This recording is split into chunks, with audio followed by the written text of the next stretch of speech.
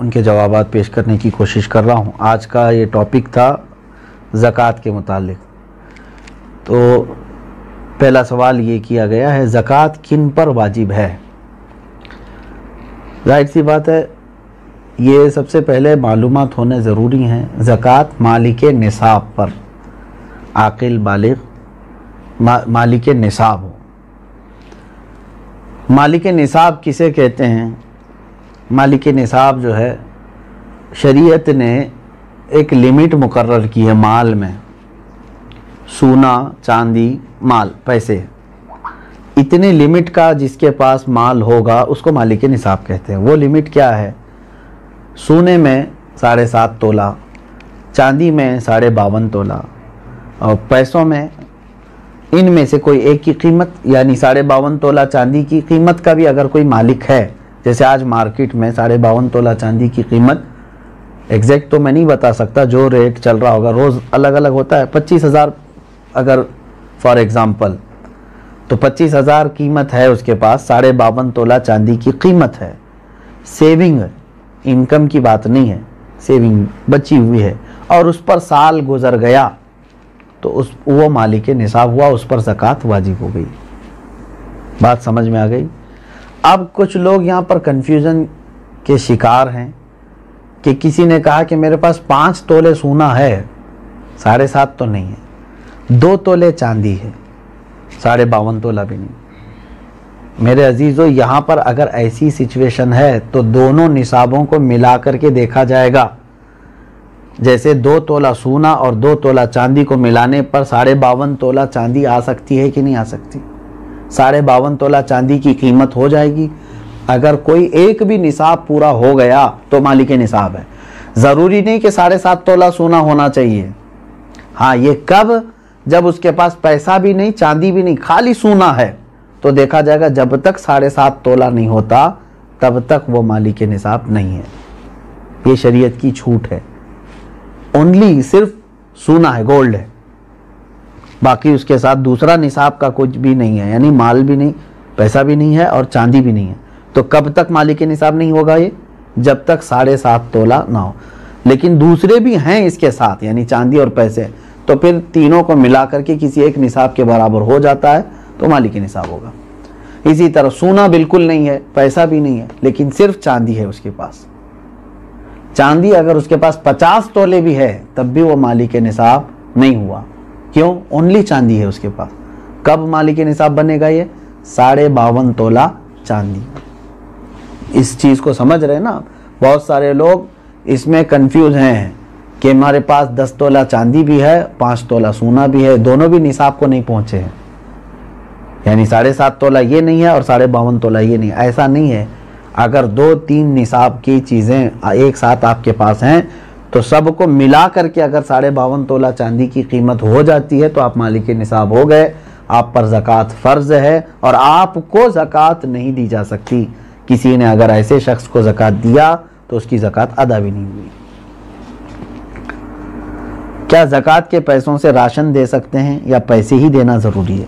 بالکل، جس مستحق کو، یعنی جس کو زکوٰۃ دینا ضروری ہے، وہ 8 قسم کے لوگوں کا ذکر قرآن پاک میں آیا ہے، جس میں سے آج 5 لوگ پائے جاتے ہیں۔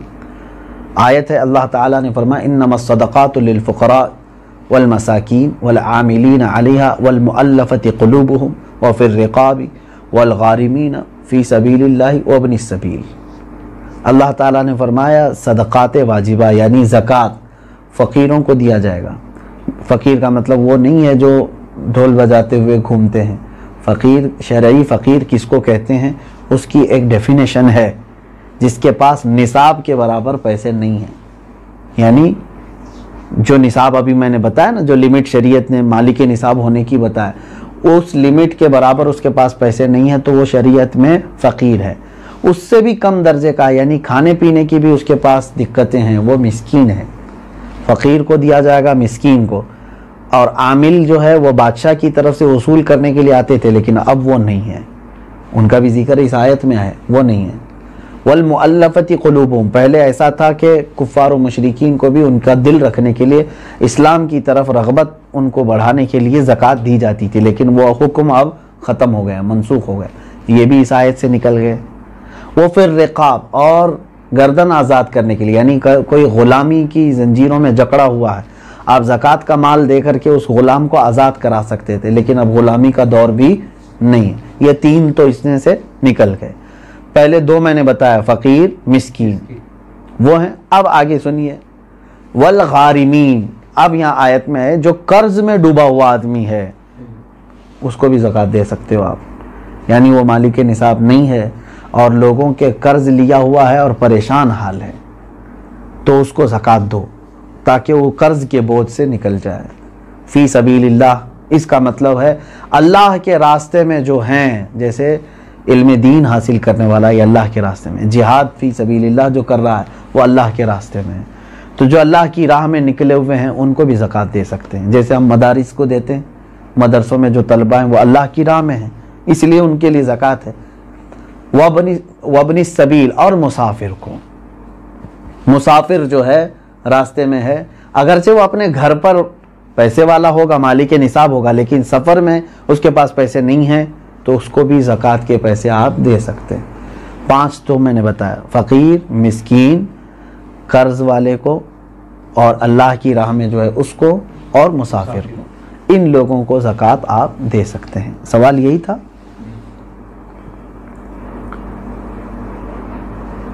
سوال یعنی جن لوگوں کو زکوٰۃ دینا ہے، میں نے یہی کہا تھا کہ ان کو چاہے تو آپ پیسہ دیں، چاہے تو ان کی ضرورت کا سامان دیں، جائز ہے، لیکن ان کو مالک بنانا ہوگا آپ کو۔ کیا زکوٰۃ قرض لے کر ادا کر سکتے ہیں؟ جب آپ کے اوپر ہے ہی نہیں زکوٰۃ تو قرضہ کائے کے لے لو گے؟ مزید قرض میں ڈوب جاؤ گے اور تم پھر دوسروں کو زکوٰۃ دینا پڑے گا تمہیں۔ قرض لے کر زکوٰۃ نہیں دی جاتی۔ ہو سکتا ہے یہاں سوال کرنے والا یہ کہہ رہا ہو کہ وہ مالک نصاب ہے لیکن ابھی فی الحال اس کے پاس پیسے نہیں ہیں، شاید ہو سکتا ہے ان کے پوچھنے کا مطلب یہ ہو، یہی ہے؟ ہاں، اگر یہ مسئلہ ہے تو پھر اس کو کہیں سے بھی اب زکوٰۃ دینا ہے۔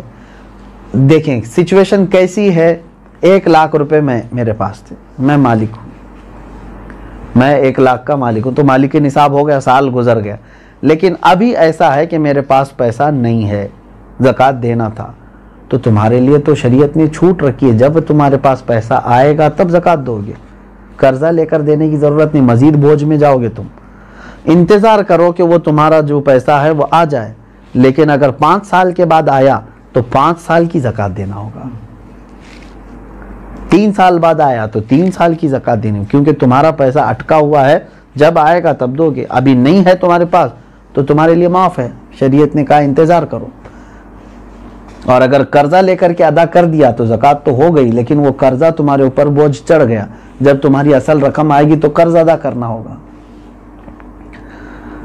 سوال یہ ہے کیا جائیداد پر بھی زکوٰۃ ہوتی ہے؟ بالکل، یعنی جائیداد کا مطلب اگر آپ یہ سمجھ رہے ہو کہ بہت سارے لوگ زمینیں جو ہے لے کر کے انویسٹ کرتے ہیں اور بعد میں بیچنا چاہتے ہیں، تو یہ مال تجارت ہوا، اس پر بھی زکوٰۃ ہے، تجارت کا جو مال ہے اس پر بھی زکوٰۃ ہے۔ لیکن جائیداد کا مطلب اگر آپ یہ سمجھ رہے ہیں کہ آپ جس گھر میں رہ رہے ہیں یا گھر بنانے کے لیے کوئی جگہ لیے ہیں، اس پر زکوٰۃ نہیں۔ ایسی جائیداد جو آپ ضرورت کے لیے لیے ہوں، وہ چاہے کروڑوں کی کیوں نہ ہو، اس پر زکوٰۃ نہیں۔ یہ حاجت اصلیہ میں سے ہے، ضرورت میں سے ہے۔ ہاں، اگر کوئی ایک تھوڑی سی ایک ٹکڑا زمین کا ہی آپ نے اس لیے لیا کہ آج اس کی قیمت 10 لاکھ ہے، میں رکھوں گا، چند دنوں کے بعد 20 لاکھ ہو جائے گی، میں بیچوں گا، تو آپ اس میں تجارت کر رہے ہیں نا، تو تجارت کی نیت ہوئی آپ کی، تو اس زمین پر بھی زکوٰۃ ہے۔ سوال یہ ہے اس کورونا کے ماحول میں مسلمانوں کے ساتھ ساتھ غیر مسلم بھی راشن کے محتاج ہے، تو کیا انہیں اس حالت میں زکوٰۃ کے پیسے دے سکتے ہیں؟ زکوٰۃ یہ شریعت کا حق ہے، زکوٰۃ یہ شریعت کا حق ہے، یعنی اللہ تبارک و تعالیٰ نے مسلمانوں پر فرض کیا ہے، زکوٰۃ صرف صاحب اسلام کو، مسلمان کو ہی دی جا سکتی ہے۔ ہاں، مدد کی بات جہاں تک ہے، غیر مسلم ہیں ان کی بھی آپ مدد کر سکتے ہیں مخلوق خدا ہونے کی حیثیت سے، اگر ان میں سے کوئی محتاج ہے آپ مدد کریں، لیکن زکوٰۃ کے پیسوں سے نہیں، دوسری اماؤنٹ سے آپ ان کی مدد کر سکتے ہیں۔ میں مدد کی ممانعت کی بات نہیں کر رہا ہوں کہ مدد نہیں کر سکتے کسی، اسلام تو مدد کرنے کا حکم دیتا ہے، لیکن زکوٰۃ چونکہ پرٹیکولر ایک یہ ہمارے مذہبی حصہ ہے، تو یہ صرف اس وقت ہی ادا ہوگی جب آپ مسلمان کو دیں گے۔ سوال یہ ہے کھیتی باڑی کرنے والے اپنی زکوٰۃ کیسے نکال سکتے ہیں؟ جیسے سب لوگ نکالتے ہیں ویسی ہی آپ کے پاس پیسے ہیں، سونا ہے، چاندی ہے، کھیتی باڑی کرنے والے کو پاس، تو ان پر تو وہی زکوٰۃ ہوگی۔ لیکن سوال پوچھنے والا اگر یہ پوچھ رہا ہے کہ کھیتی باڑی کی جو فصل نکلی ہے اس میں کیا ہے، تو اس کا طریقہ الگ ہے، اس کو عشر کہتے ہیں۔ یعنی جو کھیتی میں جتنی بھی فصل آپ کی آئی اس کا 10واں حصہ اللہ کی راہ میں انہیں خیرات کرنا ہوگا، لیکن یہ بھی اس وقت جب کہ وہ اللہ تبارک و تعالیٰ کی نعمتوں سے ویسی ہی اس کی فصل اگائی بغیر کسی زیادہ محنت کے، یعنی اس نے بیج بویا اور فصل نکل آئی اور کٹائی کر لیا۔